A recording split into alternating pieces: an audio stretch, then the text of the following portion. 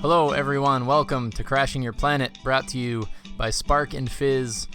My name is Jake McKelvey, and thank you for listening. Thank you for doing that. Today I'm talking with Elio DeLuca, who is a recording engineer at the Soul Shop Recording Studio in Medford, Massachusetts, which is an all-analog recording studio. He has a great deal of experience as a front-of-house engineer at venues like TT the Bears and the Middle East in Boston, which he did for over a decade. So we talk quite a bit about sound guy mythology, sound person culture. It's interesting to hear some tales from behind the board. And Elio also has a lot of experience as a touring musician. He's toured with bands like Titus Andronicus, among others. So he has no shortage of experiences from which to pluck within this conversation. So listen up. You just might learn something. You can find the Soul Shop online at soulshoprecording.com or on Facebook at The Soul Shop. And you can also visit Elio's personal website at eliodeluca.com and follow him on Instagram at DeLucaTone. I guess that's it. We'll keep this introduction brief, and I'll hassle you about iTunes reviews after the conversation. So I hope you enjoy this talk with Elio DeLuca.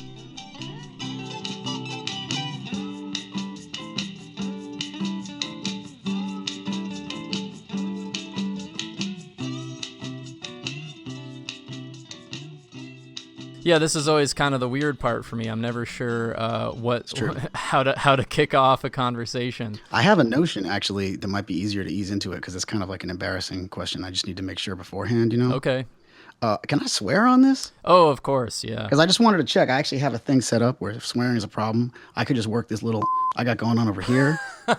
If I really need to throw down some one of these mother kind of things, I could really get with it if I had to be careful. I might not hit every single one of the... But, you know. That's perfect. Yeah, no, you can feel free to do that however you want. So you're talking to me from your studio, right? Yes, I'm speaking to you from Medford, Massachusetts, the home of Christmas. Medford's famous only for really like bad pizza places and being the location where Jingle Bells was written.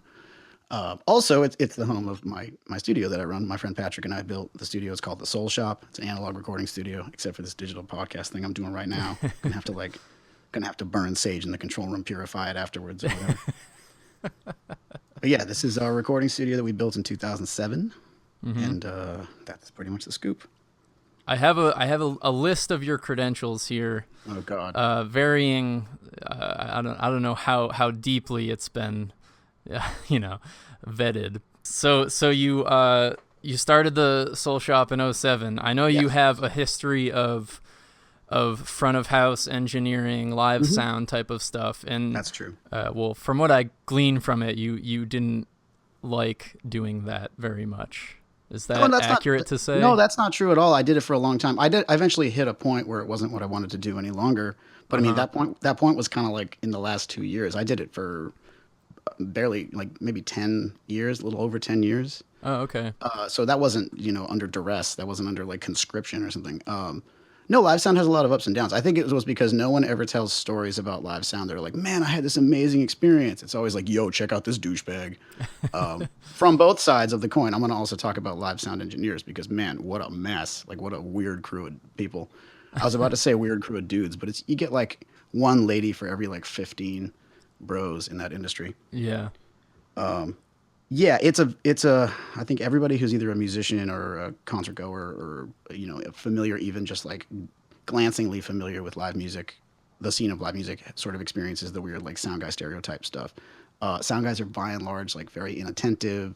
They usually have a huge chip on their shoulder because they're not kind of satisfied with their lot in life, which is sad. I spent so much time as a touring musician in bands that were hard to deal with that I was constantly also at the same time working as a live guy.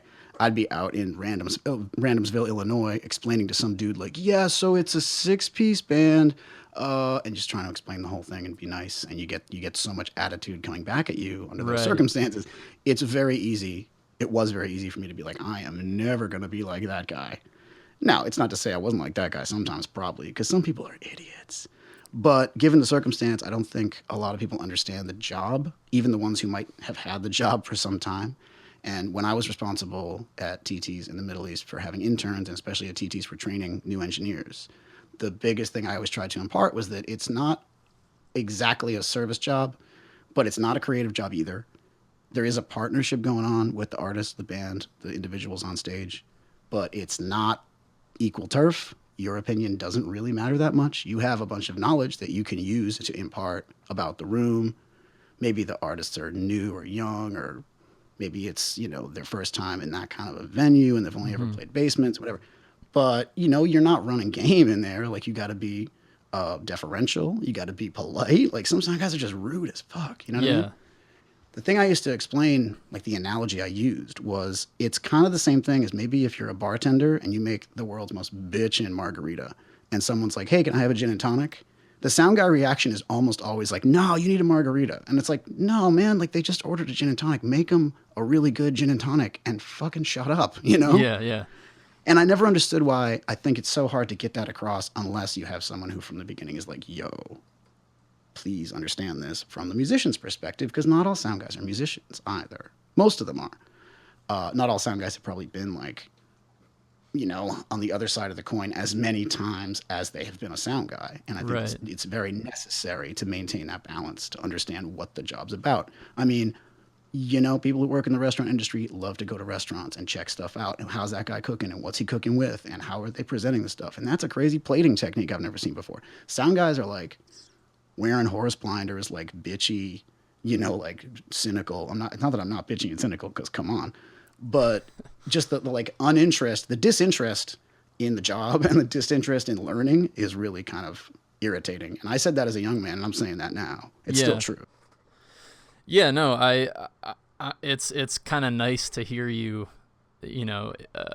say that and sort of explain both sides of it, because I don't want to say the majority of sound guys I've dealt with have You could been. say it, and man, you could say it, and you would probably be correct. Because like, if I had to go think back, I've had a lot of great experiences with sound guys, but I've had so many bad ones. Yeah, I almost feel like, I mean, not that I've only been like a gigging / touring musician for give or take 4 years, probably less than that ultimately. So I think it's probably kind of silly to even say that in the last year or two, maybe I feel like I've experienced fewer, particularly in the Boston area. Because there was definitely a period of time where I feel like I was already well down the path of being like cynical about sound guys being horrible people. It's a thing. But yeah, I don't know. I guess the handful of Boston venues I've played in the last year or so, I've had some really cool sound guys. So they're out there, man. Hopefully, hopefully they're out there enough to sort of make everyone think twice about the sweeping generalization. But you wouldn't be wrong to say that a lot of the experiences tend to be like really brusque and like rude and just kind of like not really very encouraging. You know what I mean? Yeah, Big part of the equation the sound guys also don't get.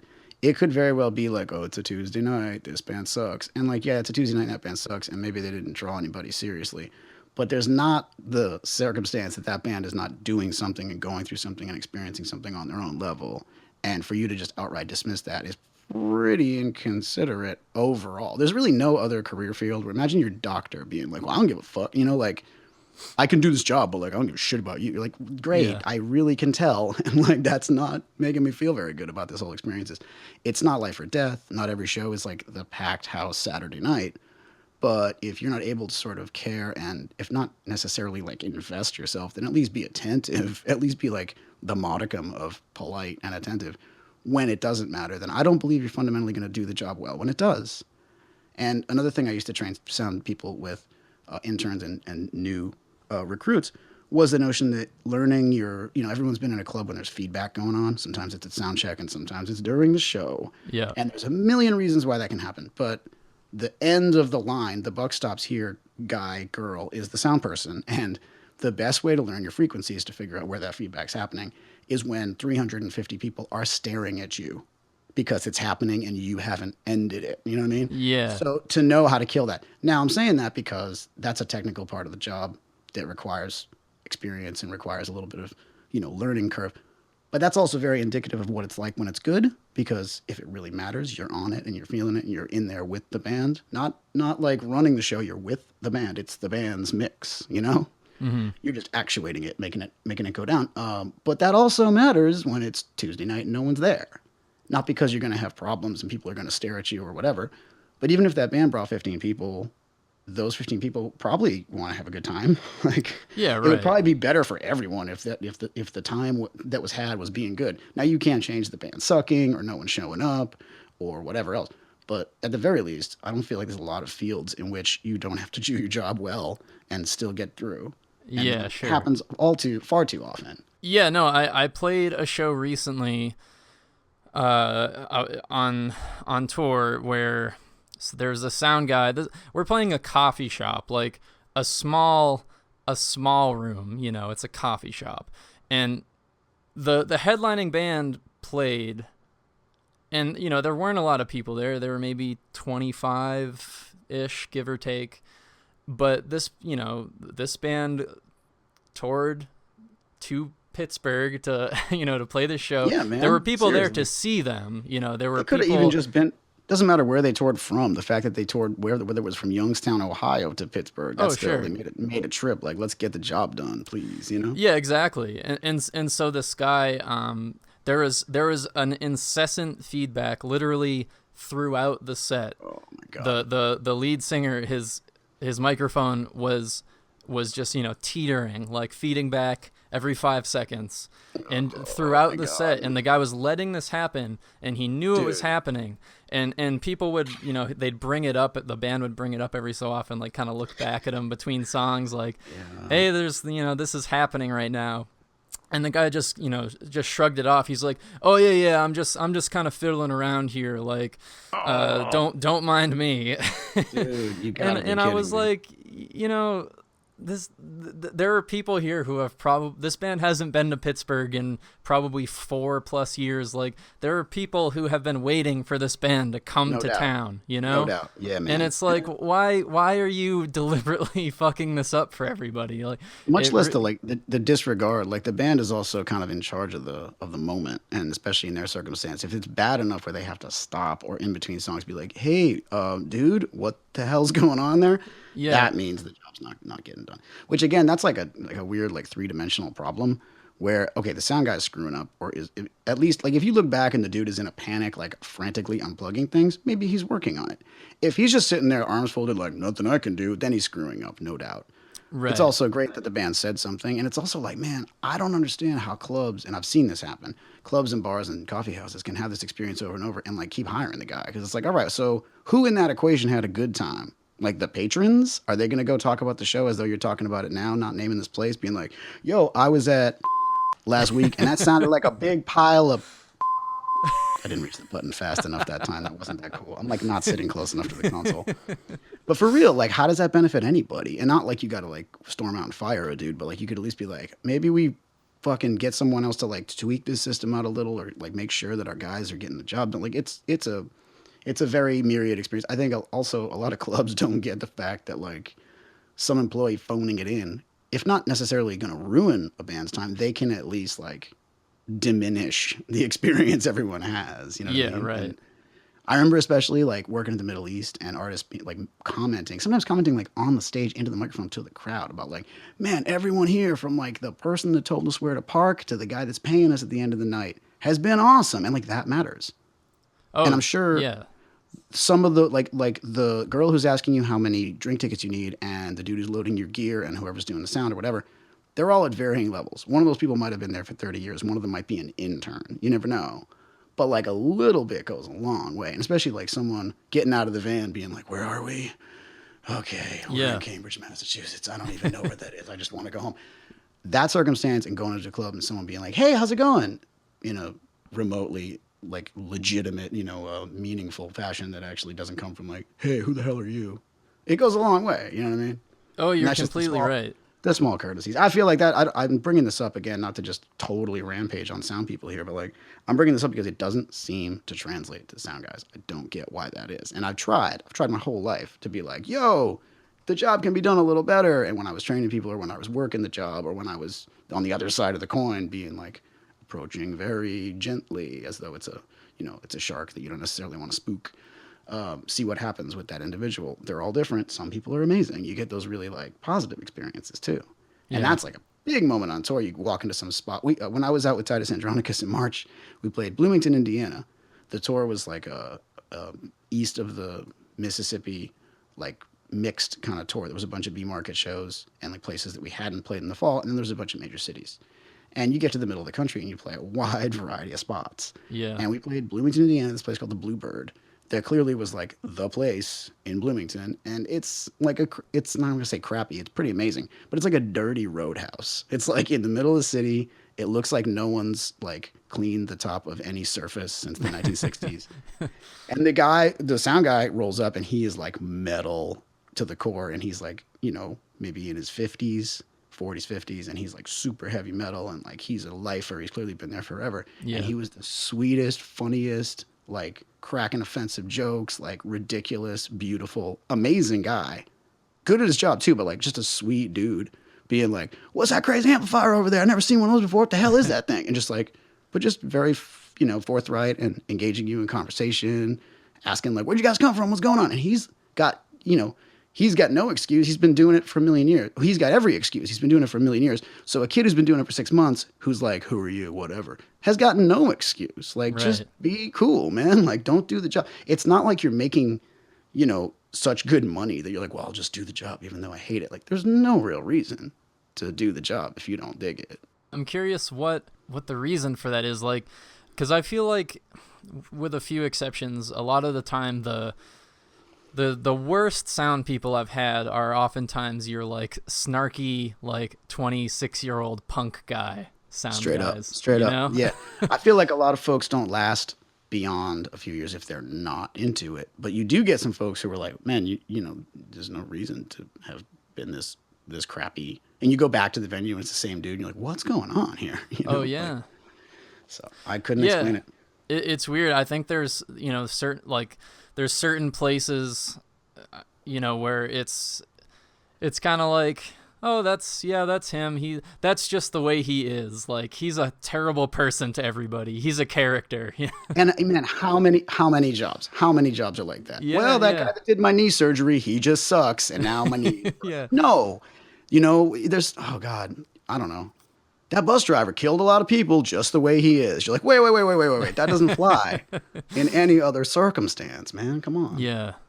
Yeah, I know what you mean. And you're right that the overwhelmingly positive experiences are usually going to stay in your memory more than like at least like the middle of the road or the, that guy was kind of a dick experiences, unless they're like completely on the other end where they're like. You could ask someone who's been on tour like for 3 weeks what your best sound guy experience was, and they'd probably struggle to remember because it's one of those things where everything is at such a low, like general level that every once in a while someone would be like, oh, I could tell you immediately because when that guy is a standout individual, he really is. It's easier usually for people to rattle off a list of bad experiences because that becomes the norm, which is unfortunate. And, I'm not sure what the solution to that is. Yeah. It's weird. There's part of me that almost wants to sympathize, but there's a bigger part of me that I've overcome the desire to be mean to people 99.5% of the times I've had the opportunity to in situations like that. So I don't know how people can't like it's I don't know, it's weird. There's oftentimes like no reason to make an enemy under those circumstances. And like, I always find myself like, we used to joke about this on tour when I was out with Titus. There was 3 guys in that band who were all front of house engineers or had been front of house engineers. And, we were pretty easy to deal with. Loud rock band, everyone's loud, singer can sing. It doesn't, it's not a sound guy problem. Yeah. But, a lot of stuff coming off the stage, crowd was really intense. There's some things to manage. So we were always very delicate with venue staff, and almost always got that back. If you're nice to someone, polite to someone, respectful, remember their name, they'll oftentimes be that way to you. And there's always that moment also when something ain't going right, where I'm like, man, do I jump in and tell this guy like what frequency's feeding back right now? And I kept having that like, no, I don't really have to do that. And every once in a while, when I did, it was like, I don't really feel like I'm doing it vindictively. But this kid is clearly like 23 and has basically been on this job for 3 months and is high as fuck and like doesn't know that 800 hertz is just like losing it in this room right now. And only again when the kid was like scramble town to try to get it together, I'll be like, hey, yo, by the way, fucking turn that down. Because you don't want to backseat drive because somebody's like, I'm trying, man, for whatever. But then you get that thing like you're describing where if a dude isn't trying, I'm like, man, maybe I'm going to rip this guy a new asshole right now. Yeah. You know? Which, again, who's going to have a good time that way? I'm not going to enjoy myself as a performer being like, well, first I'm going to set you straight. Like, nah, dude, not my job. Shouldn't be anyone's job, right? I mean. Oh, yeah, exactly. But no, you're right. I mean, in a different tour a couple of years ago, we played at this place. We were touring with another band, and this was the all-time just worst sound guy experience you could imagine. I mean, maybe not you could imagine, but I could imagine. This guy was just so terrible. He looked like he was in like a Replacements-esque band, 30 years ago that wasn't the Replacements, and he just completely had a chip on his shoulder, and God, he was just. I won't even go into details about like how horrible he was, but he was just a terrible, terrible person. And the one of the bands playing was so overwhelmed by how mean and unaccommodating this guy was being. They gave it back to him on the stage, and they kind of like they had an attitude, and they were like, maybe if you would turn this up, then just kind of and that. The band looked bad in that situation, like everybody no one else is experiencing the sound guy being a dick. Because again, like let's also get this across. I'm saying the sound guy's there to try to work at a deferential capacity to the band. The band is there to give a good experience to the goddamn audience. And how in the name of anything is someone going to want to watch you yell at someone where they don't understand what's going on and it's mad awkward for everybody in the room? Like that person better be your family member or your girlfriend or boyfriend to stand there and be like, oh, just listen to them scream and yell at this poor bastard at the end of the room who I don't know what they did, but if there's like a back and forth going on, everybody's just like, I gotta get out of here. Like, man, forget about it. Yeah. So, it's easier for me to also try to like recount the good experiences too, because having had plenty of the bad ones and trying to sort of, constantly like check myself before I, get like snippy with some band or whatever. Yeah. It's good to look back on tours, even this March one recently, or looking back a million years and being like, yeah, that guy was dope. That lady was dope.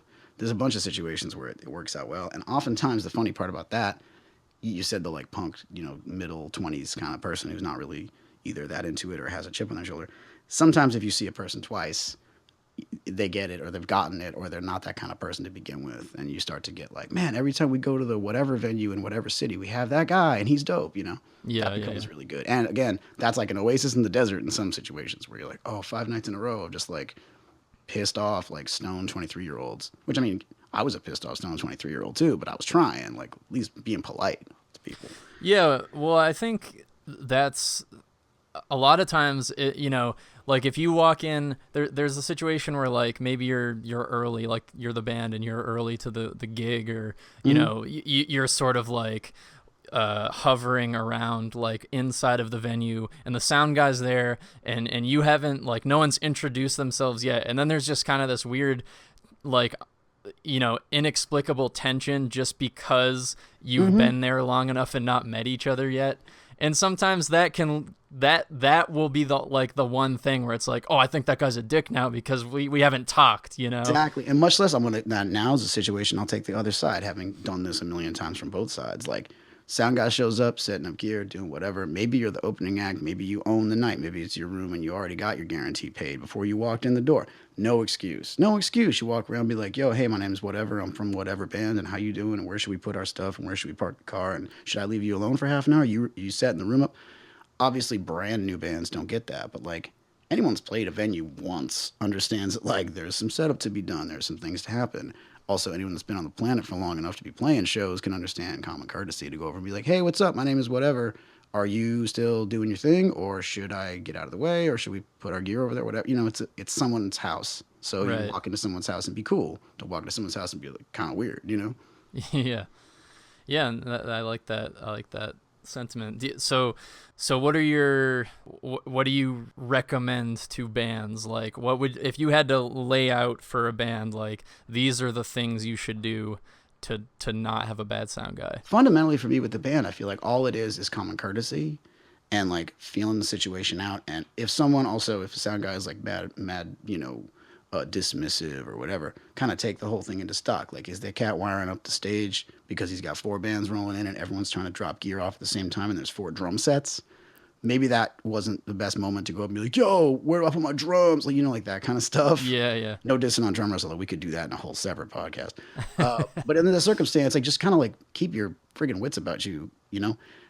And again, it's kind of the same thing for sound guys as it is for bands. If I was talking to either population, it's just like, yo, step back, put yourself in the other person's shoes a little tiny bit. Did this band just get out of the van after 6 hours of driving and doesn't really want to play your room tonight? Did they play a bigger room last time? Like, you don't know that. Like, did they just get like, did they have a bad night last night and now they're walking to be like another one of these fucking places? Because people do that too. And if you are different, I've had people, not to like start tooting my stuff, but I've had people come up to me at the end of the night and been like, yo, this was a string of like 4 shitty shows in a row. Tonight was great. Thank you. And I'm like, yeah, man, like, what else am I doing this for? Like, Yeah. of course, like, have a good time. Go back to Randomsville, New Mexico, and be like, you wouldn't believe how dope Cambridge was. That happens to me too in that circumstance where it comes back, it goes back and forth, where like I'd go around the country and like end up talking to the front of house guy, and then some time goes by, like, oh, you work front of house, oh, you're from Boston, oh, you work where you, oh, TT's, oh my god, yeah, I know those people, I know that guy, I know Yeah. that booker who was cool to us, I know that bartender who was awesome, or like that kind of language. It doesn't take much for that word to get out a little tiny bit, and like, it's not about your personal reputation, it's about the club you're working for. It's about like, I had this like chip on my shoulder being like being a masshole, where people have like a wide variety of experiences and they have to drive usually many hours out of their way to play here. Like, I'm glad it was worth a band coming from New York to rip up here, and that 200 people came to that show and they sold that merch, and that I was not a douche to them. Like, that's important to me. Yeah. And it might not be important to every sound guy, but if we're going back to the notion of talking, I could talk at sound guys for a long time. If we're talking about the bands, it's just like, man, just learn like a modicum of what happens in the world. Like, don't walk in the venue and ask the bartender for a drink when she's clearly like still putting ice in the sink. Like, just learn how the world works, bro. Like, just like, Yeah. put your eyes on and like scope stuff out. If they just opened the club 25 minutes ago and the guy's running around like chicken with his head cut off status, maybe like your immediate need of like, oh, I need to park the car is relevant. Maybe everything else is not at that moment. You could be like, hey, my name's Bill. I'm going to be standing over there whenever you're ready to talk to me about our stage plot and yada, yada. Yeah. Yeah. But that's like, I don't understand why that's a forum in which everybody can lose their common decency. It's like, just grow your ass up and be an adult about things on both sides for both Yeah. ends. And it's fine. Like, it's totally fine. It's not hard. Yeah, I you're exactly right, and that's something that seems to be at the core of like. Isn't that weird though? People It don't walk is. into, people don't walk into a restaurant and go, "Where's my goddamn food at?" Like, yo, Yeah. yo, come on, like, no, dude. Yeah, and it's funny because I mean I definitely would apply that philosophy to all of life, and not just Man. being in a band or whatever. Very Like, just fundamental thing, or should be a pretty fundamental thing. yeah. Just don't, like, it. It takes effort to be like a piece of shit to somebody. No doubt, Like, no just doubt. don't do that. No doubt. And so it's that's a funny thing, and I wonder like what exactly feeds into that. Like, a lot of times, like, say you're, at least from like maybe a local band standpoint, like, all these band members just got off of their day job where they had to act Absolutely. like a person all day. Absolutely. And now they're there to just like cut loose or whatever. And it's like, man, you can still Yeah. cut loose and have a good time without being a total penis about it. Come on. Yeah. How do you have fun that way? Are you enjoying this? Because I'm not. And then the other part of the equation, by the way, I'm not the kind of person that's going to take that shit for more than a minute or two. So if like someone's like a real child, I'm going to be like, yo, once you grow your ass up, we'll talk about your fucking monitor mix. And like, that got me in trouble more than once. Because it was one of those things where I'm like, yo, son, like, especially after I'd been in the game for a little while, it's like, I'm not sure who you are or who you think you are, but like, I feel like some bands also come in with an attitude of like, we could do better than this, or like we could do whatever. It's like, I don't know about could or maybe. I know you're here right now, and if you don't deliver the best show I've ever seen in my fucking life, even then your attitude will not be legitimized. Because man, I've seen John Doe play to fucking 50 people and like ruin those 50 people. I've seen Mike Watt. Actually, the best sound guy story I have. I was working the night the Red Sox won the World Series for the first time. And Mike Watt was playing. Mike Watt of the Minutemen, the Second Men, the Missing Men. Mike Watt is an American hero. That guy's a treasure, and his music is fucking amazing. And I was unfamiliar. He was at the time, he was there with his organ trio. He plays in a variety of outfits, almost always trios. Because coming from the Minutemen, how could you do anything else? Yeah. And he's with his organ trio, and it's a B3, and I'm a keyboard player, I'm an organ player, and they roll in with a Hammond B3, which is a 450-pound huge organ that they stopped making in the early 70s. He's got an original, it's all like outfitted to tour with. He's a road dog, in case people listening don't know about him. He's amazing. And he rolls in, and he's got like, he's not a young man at this point in time. He might be 60 by now. Right. And so back then, still in his 50s or whatever it was, and he's got a guy in middle age playing organ, and he's got a young kid playing drums. And I go into the whole gig not knowing anything about anything. I'm like, well, is there going to be anybody at this gig, even though it's Watt? And man, he walks up to me at the beginning of the night. He's like, yo, Elio, it's good to meet you. My name's Watt. We're a power trio. We're the engineer, the driver. Just wanted to get the relationship going real early. He's got this like very iconic voice that I can't impersonate very well, but I'm trying. And so it blows me away that he comes up and is like, we're the engineer, the driver. Like, because obviously that sets up this like, we're on the same fucking team right now. And like, let's get the job done mentality, which I was all about. I was like, yo, I will do anything for this guy right now. Yeah. He gets up there at stage time, and there's maybe like 45, 50 people in the room, like maybe 50 people. And the opening band is psyched, and they brought all their friends, but there's not that many people there. And Watt gets up. First of all, he handed me a CDR. He's like, can you play this before we walk on stage, please? And it's John Coltrane's Interstellar Space. I was like, yo, if you're setting it up with that, I can't even imagine what this set is going to sound like. And he walks up on stage and looks into the microphone, looks at the crowd and goes, you guys ain't won in 86 years. I guess Watt can take a hit on the gig. It's a real privilege to have every one of you standing in front of me right now. Let's make some music. And he ripped for like an hour and a half and just like tore a friggin' black hole in the universe. Like, it was unbelievable. And if anyone like has been in front of 10,000 people before, it's Mike Watt. And if anyone hasn't been in front of 10,000 people, it's that band being a dick to me on a Thursday. You know what I'm saying right now? Yeah. So every time I think of that, I'm like, yo, Watt could have just been like, whatever, dismissive, 45 minutes, fuck all y'all. He got up and was like, you want to see the best show of your life? Here you go. And he ripped. And he signed autographs, and he hung out. And he came back the next time, man, and he remembered my name. Oh, cool. He rolls up, yo, Elio. And I'm like, it's Elio. And you don't want to correct Mike Watt, but I was like, yo, he's like, oh, sorry about that. I've got to go fix the mirror on the boat we had. We took a hit on the way in on the highway. He calls the van the boat because he's hardcore. We took a hit on the starboard side of the boat earlier. I got to go fix the mirror. Yo, that guy rules. Yeah. No, that's so cool. That was at TT's, that show? Man, and also, he came back like a bunch of times.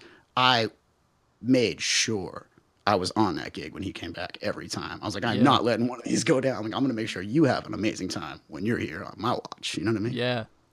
No, I love that. I love hearing stuff like that. I mean, I wouldn't really expect to not hear that sort of thing, about Mike Watt. Watt is also like an iconic figure. It's it's the kind of thing where honestly, man, like those kind of sweethearts though, like all over the place, like the kind of people you're not really sure, like someone could be a total dismissive superstar. Like, right. Yeah, that's what it makes me kind of curious, like across the board of people of that stature. Like, I wonder how many of them. Like, I wonder how much that sort of thing dictates, like, where anyone's careers have led, or no doubt. I think part of it as well is like we're talking about. If I'm going to talk about those people, I'm talking about a lot of folks who are either like indie rock famous. Or if they're a level of popular success famous, if they're Sonic Youth, even Sonic Youth's not really like on the radio though. Right. I mean, I'm not the kind of guy that works with Usher. I hope he's awesome because I love his music, but I don't know what Usher's like. You know what I mean? But like everyone I've worked with at that capacity, even the heavy motherfuckers like Mike Watt and Sonic Youth and all those guys, like the heavy hitters, I've never really met a serious douche except for Chevy Chase, but that's a different story. Well, yeah. He is as much of a prick as you would expect. But in that world of like, you kind of like cross paths with someone at a festival or you get some random opening slot that's like very surprising. When I was in Hell of the Hills, we opened, it wasn't an opening act. It was like a double bill. and it was in San Jose. And it's a classic example of like, yo, we got a date in San Francisco. Yo, we got a date in LA. What's in between the two of those? And like you end Yeah. up playing some weird places. And California is the most amazing place to play weird shows in between your big cities. And man, some of them can be incredible. This was not 100% incredible. No dissing on San Jose. This was just a whack experience. So we're on the same street as the San Jose Sharks, like hockey arena. And it's like a Friday or a Saturday. It's like major league party time. San Jose, because of the Silicon Valley scenario and like the tech corridor shit, maybe it's like a 8-to-1 dudes to ladies ratio in there. And it's, when you're talking Silicon Valley dudes, you know what I'm talking about, like cargo shorts and those fucking toe shoes and just like Yeah. they're drinking Fireball. I'm just like, what's going on? But we find out that it's like a double bill thing, and Kit Malone somehow his solo band is playing earlier. I'm like, that doesn't make any sense. So we get there to load in, and it's like a weird like club. It's like a Lansdowne Street like lights and smoke machines club, and Kit Malone is playing kind of to no one. And we're loading our shit in on the side, being like, yo, this does not bode well. Kit Malone's got like 40 people, 30 people digging it, but there's more people at the bar just like ready to get ripped. So we're like, this is not going to be great. And he gets off the stage and we're loading the gear on. He's like, yo, this place is kind of weird, right? And we just ended up having this, like, he left eventually. And like, I think he split by the time we were playing. But we had this kind of amazing moment where I'm like, that guy is way more successful than we are, or that I would plan to be or expect to be. And he was just another dude being like, hey, what's up, guys? This is weird, right? Cool. Yeah. What's your name? I'm Kip. Like, he was mad chill. His band was chill. His band was like spanning the gap from like people he had worked with to like one guy I was talking to was like, oh, yeah, it's my first tour, like with him, like brand new thing. So you get those circumstances where when there's no need to have attitude. I don't understand. I'm not sure what the circumstances are when you need to have attitude. Like, who are you impressing? Like, Right. you know, I don't know. Yeah. No, I love hearing that kind of stuff about, like, I mean, I think there clearly is more bands like that where maybe you're like, I don't know how to say this, like entry level, like indie rock fan, you know, sort of just like broader sort of like indie music fan, if you will, you know, they might not expect that all of these people that are in these big bands that they liked, who were probably, I mean, a lot of them were maybe popular like 10 years ago at this point. Like, it was also a very different thing 10 years ago in terms of bands like playing shows to size, playing shows to big numbers and stuff. Yeah. So there's a lot of bands like that where, you know, those bands may not exist anymore, or like the members are off doing different things, and like they are playing these tiny shows. And like, I mean, even, you know, I guess someone like you who like you've toured with Titus Andronicus, you know, you've played with these bigger bands, and then like people might have walked into TT's and been like, who is this guy? And it's like, hey, you know, you don't know who this guy is. That's another thing, is you never know who's going to be around the corner. You also never know under those circumstances, like if it matters or whatever, it doesn't. But like, yeah, someone can also kind of like, you know, have a whole different set of experiences than you might imagine. You go and play some random city with some random individuals like working behind the bar. They might be heavy hitters. You don't know that. And if they were, would you act differently? And if that's the case, then you're a douche. You know what I mean? Yeah. Like, if you're just like scripting your behavior based on like, oh, who are you? What's your backstory? Fuck you, dude. Yeah. No, exactly. And I mean, that's what so many, you know, touring musicians do when they're not touring. And so I'm sure there's more people than, you know, even I would anticipate that are doing that. Like, how many people have I met whose bands I love and I had no idea, you know? Seriously. I was mixing one of the last 6 months or so of shows at TT's was TT's closed in the summer of 2015, actually, when I was in New York doing the Titus record release, and I kind of felt okay to be like, you know what, that's a moment to sort of say like, all right, I already stepped away, place is closing, I could be at the closing stuff, but I'll choose to take a different memory with me. But the last stuff I did there was in the spring 2015, and I mixed this metal band, Wounded Giant, who are amazing, just like heavy power trio, stoner rock, like huge, massive. They're from Seattle. They're huge. They're amazing. They're not that popular, but they're just huge musically. They're just gargantuan. Yeah. And they're sweethearts, just like the nicest guys in the world. And we ended up talking about Seattle, which is actually one of my favorite cities in America. And I was like, oh man, I'm going to be in Seattle on tour in October. And I was talking to the guitar player, and he's like, yo, where are you going to be at? And I forget the name of the venue. It was down the street from a joint called the Sunset Tavern. And I was like, yeah, blah, blah, Sunset Tavern. He's like, our drummer works at the Sunset Tavern. And he calls drummer over like, yo, you got to talk to this guy. So he's like, yo, come by. And I went by and like got there, months later. And he's like, "Yo, what's up, my dude?" And it was super loose, like that kind of situation, especially like you never know who's where. Right. And it's not because we were sort of like forced to have that conversation. You just end up having that conversation if people are cool. I've been in that scenario where I didn't necessarily want to talk to anybody that worked in that particular establishment because they were seemingly not interested in talking to me at whatever level. If I was playing with Titus or if I was playing with some band that drew 5 people, but it's still common courtesy all around Mm-hmm. to be cool with that band that draws 5 people. And I'll say also this kind of stuff, which people don't ever believe, but it's true. That band that draws 5 people next time could draw 1,005 people. You Right. know what I mean? Like that happens all the time. Yeah, you're right. And the another thing that sort of going back to maybe 10 minutes ago, something we were talking about is like when you talk about uh, the sound guy or whatever, just I guess your overall experience at a venue, leaving an impression, Hmm. on your, oftentimes on your opinion of that city, not that Hmm. venue, but Oh my like that God. city sucks to You're on play in, tour. You're on tour. How much experience do you have in that city day to day? You just drove 6 hours. You get out of the van at 4:30. Your load in is at 5 o'clock or 6 o'clock at the club. You can experience the neighborhood immediately surrounding the venue, I guess. Maybe sometimes Yeah. you have a day off, and that's a different ball game. And like maybe sometimes someone in that city who's like, I got to take you to blah blah pizza place or whatever. But more often, you're pulling into Rock Island, Illinois, going, I don't know what the fuck this is about. Yeah. So under those circumstances, I do feel like, yeah, it's maybe overstating the circumstance, but like venues are representative of what's going on in that area. Like I said, like people who didn't necessarily have to drive that distance to cut off that time in between Montreal and New York City, or in between if they're a smaller band. Oh, we're playing upstate New York and we could glance through Western Mass on our way down to New York City, but we could go across and play Burlington and Portland and then come down and play Boston. That's a slightly different circumstance because then Boston becomes more of the destination in a bigger city within smaller cities. But a lot of the time, Boston is a smaller city within bigger cities when you're doing that like larger tour jump thing. And it's kind of like this transitions into a weird situation of like the venue stuff in this town. I was really glad when Bowery came through because like I've had so many good experiences in New York playing Bowery venues when they worked on the Sinclair, opened the Sinclair up. It was filling a gap.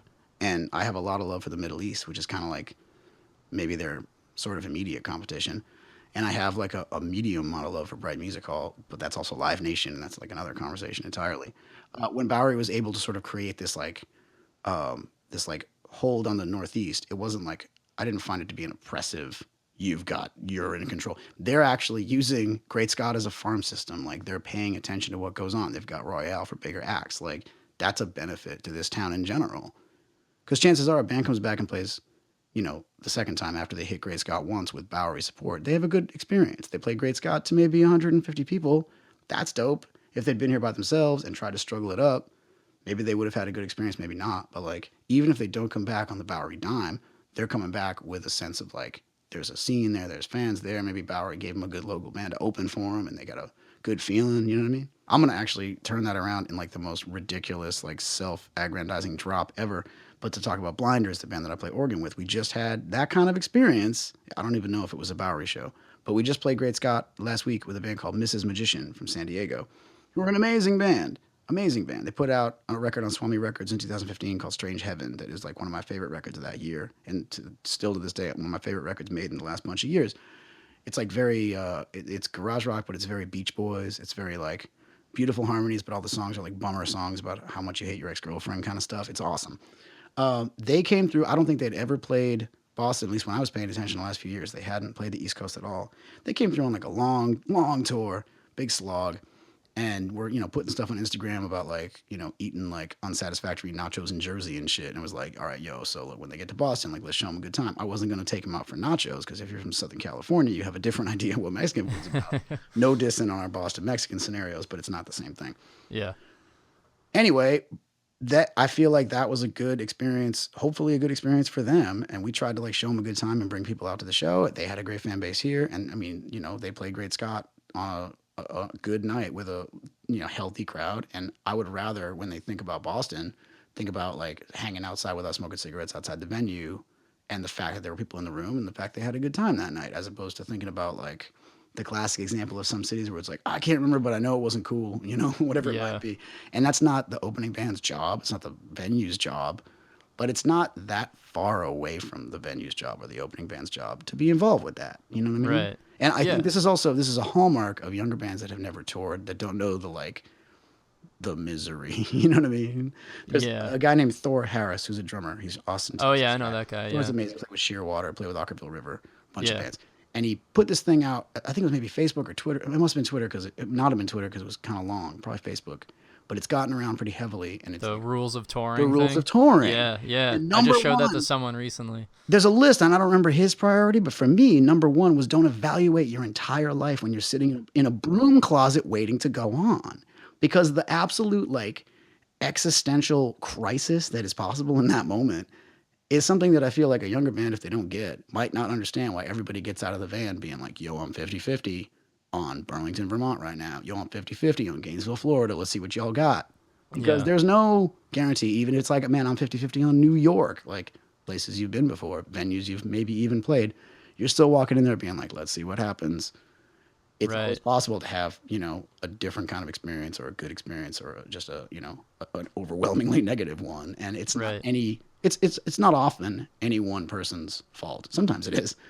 But it's never usually just one person's fault. It's an aggregate thing that can go good or go bad. So let's maybe have a few more people pulling on the good side of the tug of war, and maybe we'll do a little better overall as venue folk and as musicians too, as touring musicians, as gigging musicians.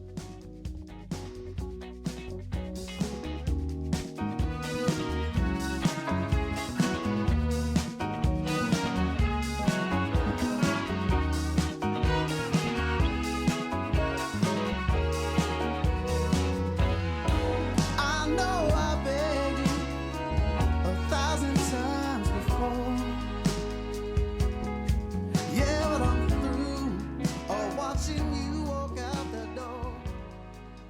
I would love to talk about making records if we can work that in. So you started the studio with the intention of being a place for local bands to come record, as opposed to like a destination studio. Well, no, I kinda. mean, it was still it was kind of like the duality of both of those things. I think it was more about the idea that you couldn't work the way that Patrick and I wanted to work in the studio in Boston at that time, and I'm not sure you can now really at all. When we were in a band called Keys to the Streets of Fear, and we wanted to make a record at the time to analog, and we wanted to record live to 2-track, which is involves no mixing, no overdubbing, just immediate live to the stereo finished mix, the 2-track machine, which is sort of like if you finish a record and you work months on it, overdubbing and adding things, you eventually mix your songs down to 2 tracks, to a stereo finished mix, and that's what gets released.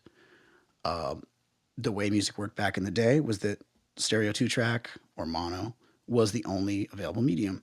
It's more immediate. It requires the engineer to work in the moment. It was not available to us. We asked some folks, they were completely unwilling to do it, or they were ill-equipped to do it. There was really no place in town that could do that. When I also started looking around, I was like, well, okay, if we can't work that way, maybe we just do, analog, multi-track, normal record making. And I found a lot of folks who were like, oh, I have the tape machine and we haven't, oh, yeah, we have a tape machine. Oh, no, we haven't started it up in like 6 months. And so if it hasn't been turned on in 6 months, it hasn't been calibrated in probably 2 years. Mm-hmm. And if you're starting your emails with like, well, I don't know, but we could probably, that means that you don't know what the fuck you're doing. Yeah. Chances are, if you know what you're doing, that means you're uninterested in doing it, which this goes back to our live sound individual conversation where Right. if your enthusiasm is not behind it, I can see that. And it doesn't make me want to be a better person. So what are we even doing in this circumstance? It's different when you walk into a venue and the sound person and the band are not on the same page. And it's wildly different when you're trying to figure out where to put your money down and where to make a record, because records are a little more permanent than that. So we went to Marcata, which was a studio in Harlem in New York City that was run by the Walkmen at the time. And their house engineer was a guy named Kevin McMahon. He has since taken on the name Marcata and moved it to New Paltz, New York. Just like everything else with progress, they got kicked out of the building in Harlem because Columbia bought the building and decided to, kick everyone to the curb. At the time, back in the days of 2005, we were able to go down there and make that record, Live 2-track. And that was very informative to me about what was possible and what wasn't possible in this town. So we decided to build this whole shop as sort of it wasn't necessarily a stopgap. It was just sort of like a experiment. Let's see if we can make this work. And it's working. I realize every time I talk about it before, my whole notion was a thing we're trying to do, and then I forget that we've been doing it for 8 years. I can look back Yeah. and be like, oh, it's a thing that we do. This is what we Yeah, do. This is right. how we work now. Which is not to say we work to 2-track. I love working to 2-track. I actually offer half price to bands working to 2-track because if that's the thing that suits your music, then solo artists, small groups, duos, folk music, singer-songwriter stuff, jazz, Yeah. classical ensembles, chamber music. That's the beneficial way to operate. Rock bands looking to save a buck. That's not what I'm talking about. Like making a record is still making a record, but whatever suits the music properly is the way you should make the record. And because that's not usually on the table, doesn't mean that it's not correct. And I was just kind of like dissatisfied with the expectations being so fucking low in this town. We've been able to do that for coming up on 8 years now, 7 years, with some success. And I feel like it's, like you said, geared toward encouraging the local scene a little bit. But also, we've had a good amount outside folks coming through, mix work and overdub work from other people in other places. We're now like somewhat digitally equipped to work on that stuff, to do podcasts of this nature. But no, that's been where I've been concentrating my efforts for a bunch of years. And lately, like just all I've been doing is really studio stuff this year, especially. Yeah. Cool. And that's all you do essentially? Like that's your job, right? Yeah. Cool.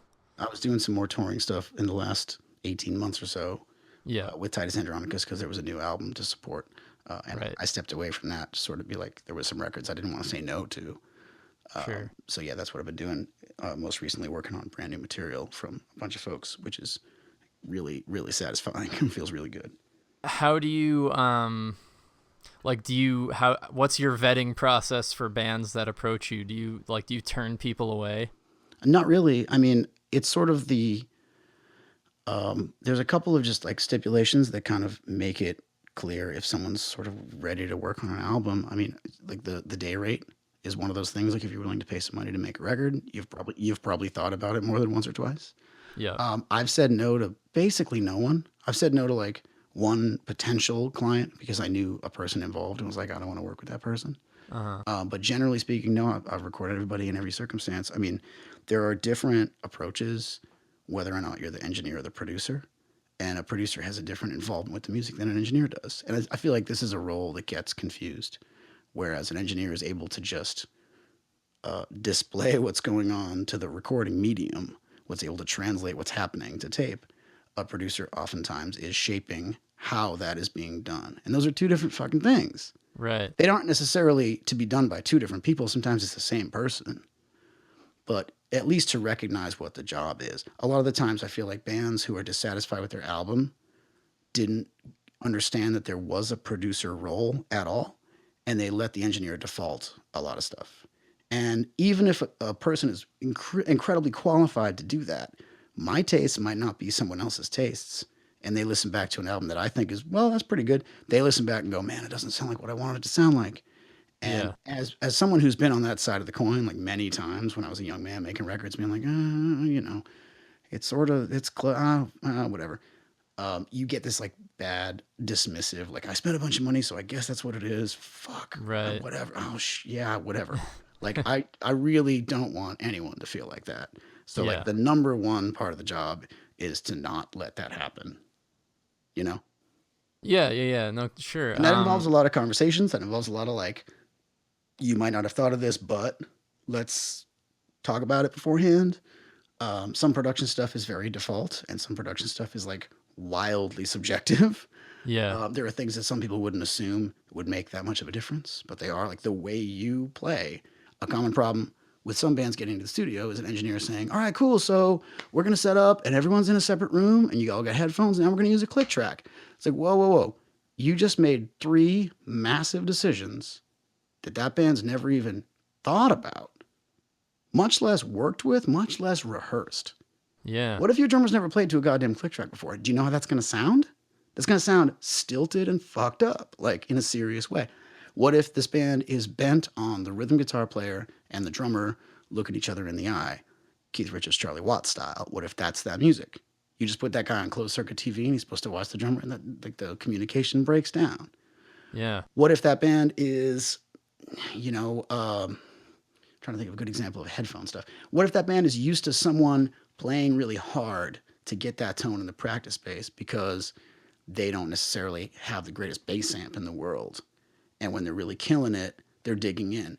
If they suddenly have a headphone feed that lets them hear themselves, they play like super ginger. And you're like, okay, this doesn't sound like music anymore. The band comes in and listens after 6 hours of setup and goes, yeah, that's okay. You're like, I don't really feel you saying, yeah, that's okay. And like, you don't want to see that go down. So there's a bunch of things to do in that realm that change that game a little bit, is to just pay attention a little, first of all. Yeah. It goes on my like notion before of just like, be a better person. Like, just like open your fucking eyes up a little bit. Right. Doing a little bit of pre-production with a band, talking about those decisions. Like, are you sure you want to record drums separately because that's what you think bands do? We don't have to do that. Sometimes we do. Sometimes that's the goal. Just to make everything like a directed action as opposed to defaulting to certain like studio behavior, to me is really important. It was also fundamental for us, for me and Patrick, to build a live room where you could record without headphones. You could record live in the moment with your guitar player standing 2 feet from your drummer, looking that motherfucker in the eyes. Yeah. The way you do in the practice space, or the way maybe you don't do it on stage, but to feel as though there's like an immediacy, and not to lose that. If that matters, it might not matter, but it might really, really, really matter. And, some people might not have ever asked you that before. So I want to be at least someone that like points that out, like talks about if that's necessary, like if that's been pointed out, as opposed to just defaulting to things. Yeah. No, it's interesting to hear you say that, because I've really only been in essentially 2 like recording an album scenarios. And even setting that aside, like I feel like, I've known a few people who have maybe started to get into recording and like learning about that kind of stuff. And I've heard them say like, yeah, so, now that I'm getting into recording, like if I'm recording a band, I need to start learning how to like, tell them how to, how to do stuff or something like that. And it's like, no, dude. Yeah. No, man. Remember I said a long time ago in this conversation about live sound people, they seem as though they have a chip on the shoulder because there's like a job they'd rather be doing. Yeah. Sometimes, I'm not going to generalize, sometimes what they'd rather be doing is telling bands what to do. And I'm not sure that's because they think that is someone's job, because I don't live in a world where it's 1965 and the A&R guy runs the show. Now, don't get me wrong. That produced a lot of some of my favorite music. When Burt Bacharach was like, yo, I like your band. Your singer can sing. Your band sucks. I'm going to use the Wrecking Crew. Everybody else go smoke a cigarette for 3 days. Yeah. Fuck y'all. That produced some great music. And like, I've done that myself a couple of times. But it's not inherent to any job. It's not inherent to a recording engineer's job. It's absolutely not inherent to a live sound guy's job to be like, you know what, let me tell your band what to do and how your drummer has to play, and I can't move the microphone because of whatever. No, the live sound thing is more of a, you're meeting the band on their terms. The recording engineer job, you're still meeting the band on their terms somewhat, but because of the nature of translating what they do to tape, because of the nature of the fact that that job changes what they do, can change what they do, even if they do it in a purposeful manner, it comes out sounding a different way. It's your job to point out what those differences are and how that may or may not work. Not to judge, not to be like, yo, scripted, here's how we have to roll. But to say, just so you know, if you use that much gain on your guitar and then you double it, it's going to sound like a fat mess of peanut butter. If you use less gain and you double it and we pan them to the sides, it's less gain, but it sounds heavier. Like that kind of stuff. It's not your job to like tell them this is what's going to go down. If you're going to do that just so I contribute the shit and the guy's like, I don't care, I'm going to gain this bitch up. You're like, okay, I'm hitting record. Here we go. Yeah. Mm-hmm. Whereas it's better to be like, just so you know, etc. There's a bunch of different just so you knows that go on, even if you're not, especially if you're not producing, like, come on, don't talk about that stuff. But it's somewhat relevant. I was actually thinking about this. It's funny that this is the best example, but it's the best example I can think of is Bellwire, where we got into this whole thing because they played Zuzu, and my boy Joe Merritt, who was, he helps book it and bartends and does like default sound stuff, did for a long time. Saw them play and was kind of like, you guys are amazing and your recordings are garbage. So like they got into a conversation and somehow it came up to like work with me or whatever. And we got to that. And when I sort of started talking to them, the idea was like, what's the goal? Because I heard the same recordings that Joe did and was sort of like, yeah, it's not that good. And I had never seen them live at that point, so I didn't know what they could do. And they came into the studio and we started setting up. And I always do like, if a band's doing like a weekend recording thing, lockout, I do a night before that's on the house to be like, yo, come in, learn the room, check out your shit, tune your drums. Do you want to use that bass amp? Why don't you try one of my bass amps? How's that guitar doing? Let's tune that thing, like intonate that thing up. Do you want to try a different amp? Whatever. And it gives me a chance to like get with the band on their level, figure out what's going on, get them comfortable. They started playing. I was like, this is killing. And talking to Tyler about decision making. Tyler, for the listening public, is the singer, songwriter, guitar player, one of the songwriters, but the lead singer of that band. And talking about decision making, and his line was, "We know how to say no." And I was like, okay, word. Like, yeah, fucking right. I'm gonna bring everything up to you because I said before, I was like, how much? I'm not going to backseat drive. Like, how much input do you want? Am I just like taking a photograph of what you sound like? Or am I like making you stand in different places in the photograph? You know what I mean? Yeah, yeah. Am I dressing you in different clothes in this photograph? Like, what's going down? And I would love to just do either one. I don't care. But I want to know the job before I get into it because I don't want some man to be like, okay, well, that guy made me wear weird pants in this photo and I hate myself now. Like, nah, dude, that's not what it's about, Yeah. And he was like, we know how to say no. And I was like, all right. And we've now done like 3 EPs together and like they know how to say no. And I've learned also like certain things make sense to bring up, certain things are irrelevant. Some stuff is like, I'm going to throw this out there because this is what I'm hearing.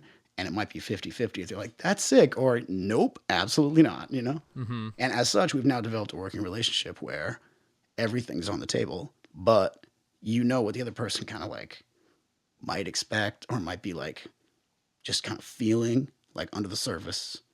So, like to get to know what that like is like, that's like super relevant to the job. I feel like it doesn't get talked about and a lot of engineers don't even consider it, which is annoying. Yeah. I mean, that's all this stuff you're talking about is stuff that like likely wouldn't occur to me as a person in a band entering your studio. Well, sure. And especially the worst part of the problem is a person in a band entering the studio is still in charge. Yeah. Even if they're like, I've never been in a studio. I'm one of the things I always talk about with people is like the credit that I'm most proud of is how many records out there, if you go and look the shit up, read produced by Elio DeLuca and someone else. And someone else is almost always the entire band. And it's not because they were veterans or they were producers. It's because they made decisions. Like that production credit should be, accrued to who's making the call. And if no one told you it was cool to make the call, you're just going to maybe sit back and be like, well, that guy probably knows better. No, just because I've done this stuff doesn't mean that I have your opinions like internalized or like that I know better than you when it comes to subjective shit. And so much of it is subjective. Forgive me if this is an annoying thing to to ask, but a lot of the stuff that you're saying, a lot of the sentiments you're expressing are reminiscent of like Steve Albini. What the are you? No. Is he like? I mean, the whole like engineer not being when you a started to producer forgive kind me, of stuff. I readied the button of the machine over here. No. That was good. Let's also get something else out of the way. I love what that man does. I love that shit. I made a record last year with Dan Webb and the Spiders, where Dan Webb's an old friend of mine. We played together in Blinders, and he calls me up, and I'd never had a chance to work with Dan Webb and the Spiders, and he was like, "Man, I want to come into the shop." I was like, "Finally, yes!" And he calls me up and goes, "Yeah, so we got about half a record done, and I'm using a couple tracks that I recorded with Mark over at Star Lab, and the rest of it Steve did in Chicago." And I was like, "Wait, what?" And I knew they had toured out to Chicago a couple years prior in the summertime, and they had gone to Electrical Audio and made half of a record. And now he was talking about coming in the Soul Shop and make the other half. And I was like, okay, let's go here. Yeah. The thing I'll finish that story in a few just to give a little suspense out there on Radio Land. But the thing about it is he's talking about an exclusively engineer perspective where he's taking a photograph of the band. I'm sure he's the kind of person that's like, listen, you're about to hang yourself with that length of rope, but I'll see you swinging out there. That's cool. And that's his right as an engineer. That's what he should be doing. I don't work that way. necessarily. I'm more than willing to just be the engineer and be part of the machinery, be like a part of the, like a piece of gear, just like the tape machine. I don't think that's what I'm best at. I think what I'm best at is at least, if not like throwing opinions down that run the show, at least putting opinions out there. I'm still like a cantankerous Italian Irish guy who's gonna like just be like, so this is some bullshit, kind of, right? Like, are you sure about that fucking nonsense? Because Yeah. I expect there to be like a conversation. I'm not throwing down like this is some bullshit, but I'm also not throwing down like, yeah, whatever you say when it's fucking garbage. Even if, I mean, it's like it seems a little strange when someone's paying you to just do the job. I will still do the job. In the 5 minutes in between me doing the job and the next thing, I might say like, "Are you sure about that decision?" Which also relates differently to records that I am producing. When I said that shit earlier about producing with an artist, that's because someone has to make those decisions. And I think Steve Albini is very geared toward working with bands that have like a lot of direction and a lot of like, self-directed action. They know what they're supposed to sound like. They sound a certain way. The process is involved with like capturing a thing. And that is some of, by the way, the most rewarding shit to work on as an engineer. It's different. I work on a lot of records. Like, it's different if you're working, let's say, like a solo artist who's got songs, putting material together, working with, like, let's say, a new rhythm section, bringing in some hotshot players, writing new arrangements, material that's like being developed in the studio. That's a wildly different job. And that harkens back to that production thing I was talking about like, the Burt Bacharach of our time, the kind of like that sort of that's perspective, which gets a little bit lost nowadays, where you don't have producers who are like, I'm going to write a horn chart for this song because it needs it. It shouldn't necessarily be someone else's call saying, all right, someone else wrote the song, someone else is singing the song, and someone else is making all the decisions. We don't live in that world, generally speaking.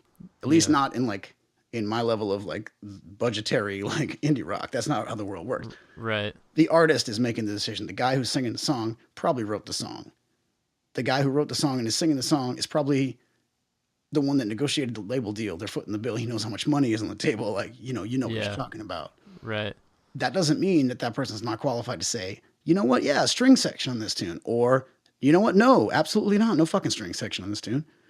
So I would rather be the person that's involved in making that decision. And then when they say, can we do strings in this? I'm like, I'm going to write the chart tonight and we're going to hire the guys and they're going to be in here on Thursday and let's go. And I feel like that's different from like the traditional engineer role. And I'm really glad to be able to do both of those things. Like, that's a privilege of this job, especially because like I would rather know going into it what was expected to not like take a band that was fully formed and like fully articulate and say, hey, you guys looking for like a bunch of extra bullshit ideas that you don't welcome? Like, no one wants to say no. No one wants to be like, hey, so no, like you're totally off base. I'd rather like look at the whole thing and be like, you know what? They just need me to hit record. Yeah.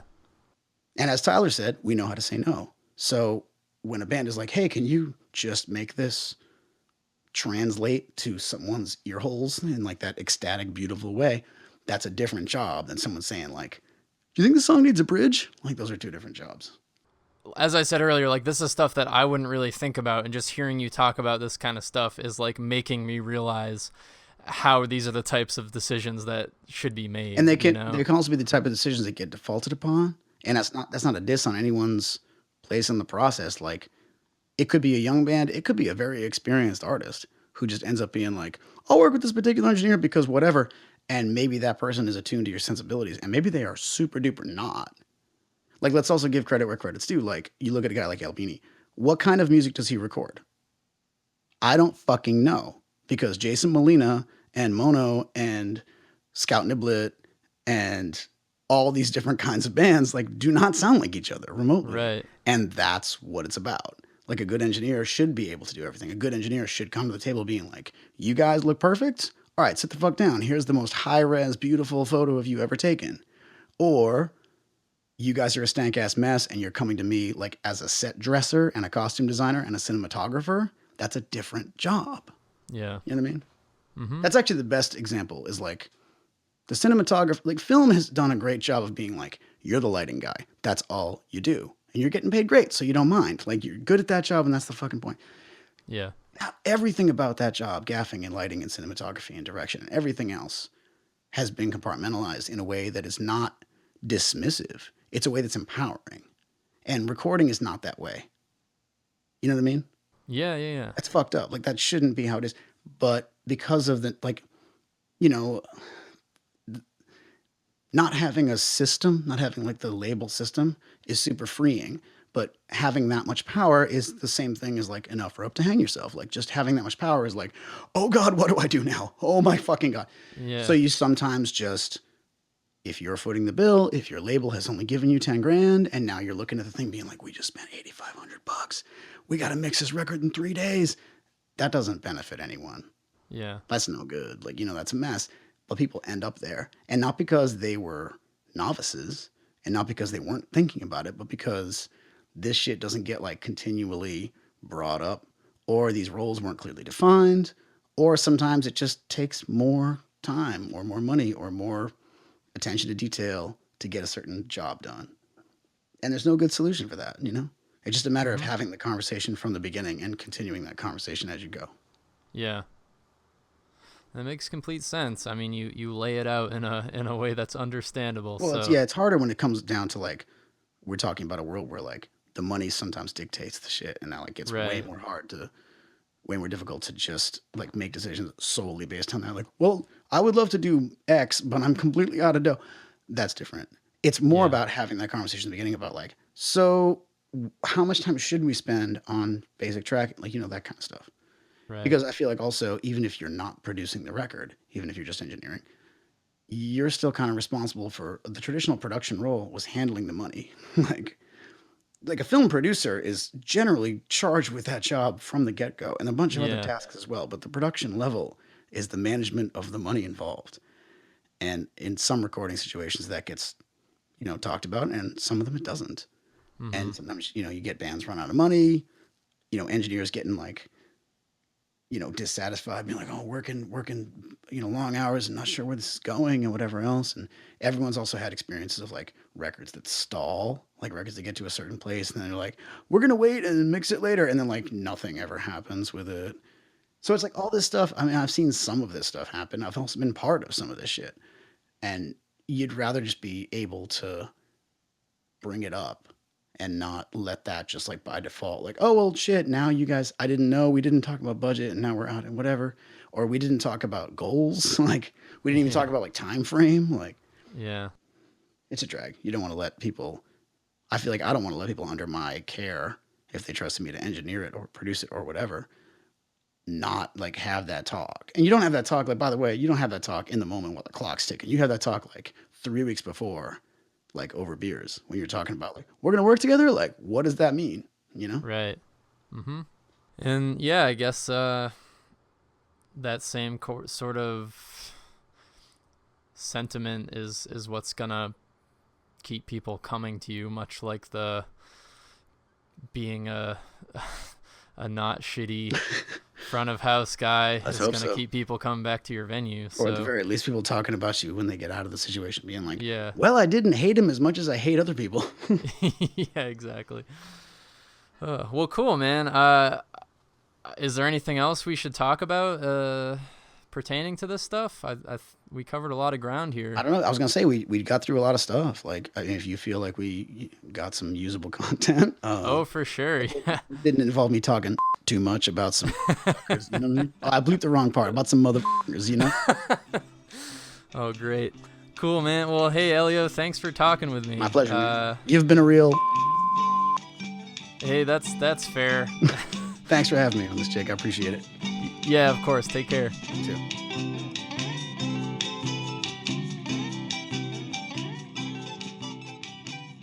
That song you heard during the little interstitial section there was called Haven't Seen You Since the Summer, which is off of a Christmas album called Christmas Alone with You that the Soul Shop recorded a couple of years ago with members of the Soul Shop and some of its periphery. And that was Elio on vocals and keys and some percussion. Again, you can find the Soul Shop online at soulshoprecording.com. You can find them on Facebook at The Soul Shop. And you can find Elio at eliodeluca.com or on Instagram at DeLucaTone. You can find more interviews like this at sparkandfizz.com. You can also find the podcast on iTunes, Google Play, or Stitcher. Please leave a review on iTunes of this show specifically, if you could. That does go a long way. Go to sparkandfizz.com and check out some of the other material they have on there as well. Today I'm going to put the spotlight on The Formal Observer. The Formal Observer is a column wherein Boston musician and mental health worker Jack Holland analyzes the lyrics of songs and gives you his mental health perspective on these lyrics. He's done songs by The Stooges, Leonard Cohen, The Strokes, and Bellwire, who was mentioned earlier in this conversation with Elio. So head on over to sparkandfizz.com for that. There's playlists, there's videos. You're not going to want to miss out on this. The internet only is going to last for so long, so you better cash in now. Follow Spark and Fizz on Facebook, on Instagram, and on Twitter at Spark and Fizz. You can find me on Twitter at Jacob C. McKelvey. And please feel free to reach out to any of those platforms if you want to get in touch about the show, or you can go to the Spark and Fizz website and fill out their contact form if maybe you want to do a piece for the Spark and Fizz website. They have a submission process for that, and maybe you could get some of your work published on Spark and Fizz. So keep in touch, and we'll be back in 2 weeks. Thanks so much for listening, and I'll talk to you soon.